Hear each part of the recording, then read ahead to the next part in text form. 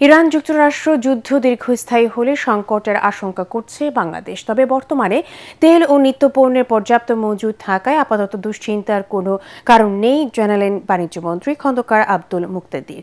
সচিবালয়ে ভারতীয় হাইকমিশনারের সাথে বৈঠক শেষে তিনি আরও জানান, স্থবিরতা কাটিয়ে ভারত নতুন সরকারের সাথে বাণিজ্যিক সম্পর্ক এগিয়ে নিতে আগ্রহী।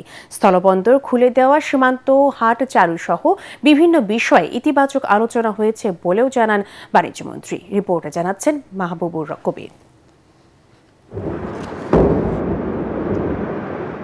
বিশ্বের সামরিক পাওয়ার হাউসের বিরুদ্ধে একাই লড়াই করে যাচ্ছে ইরান। শীর্ষ নেতৃত্ব হারিয়েও জবাব দিয়ে যাচ্ছে দেশটি। যুদ্ধ ছড়িয়ে পড়েছে মধ্যপ্রাচ্য জুড়ে। এটা 4 সপ্তাহ চলতে পারে বলে ইঙ্গিত দিয়েছেন মার্কিন প্রেসিডেন্ট ট্রাম্প। এতে বিশ্ব অর্থনীতিতে অশনি সংকেত দেখা দিয়েছে। বাংলাদেশে পর্যাপ্ত মজুদ থাকলেও যুদ্ধ লম্বা সময় চললে সংকটের আশঙ্কা করা হচ্ছে। যদি হরমুজ প্রণালী বন্ধই হয়ে যায় লম্বা সময়ের জন্য, এটি তো সি নেভিগেশনের জন্য সামুদ্রিক রুটের জন্য এটা খুব একটা গুরুত্বপূর্ণ একটা রুট।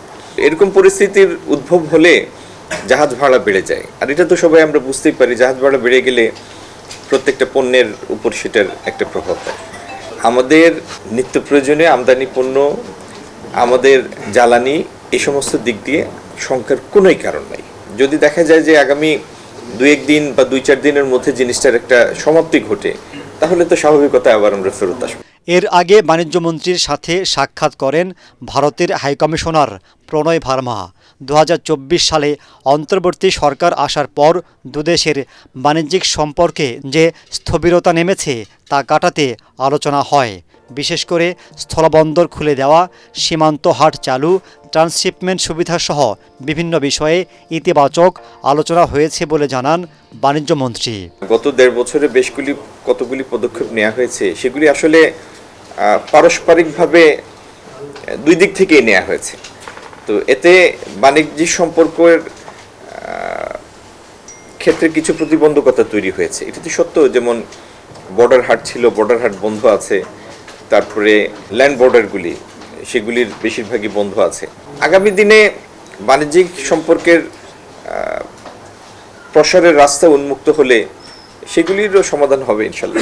বিষয়গুলো ভারত সরকারকে অবহিত করবেন বলে জানান দেশটির high commissioner. Of course, all these are part of our business and economic discussion.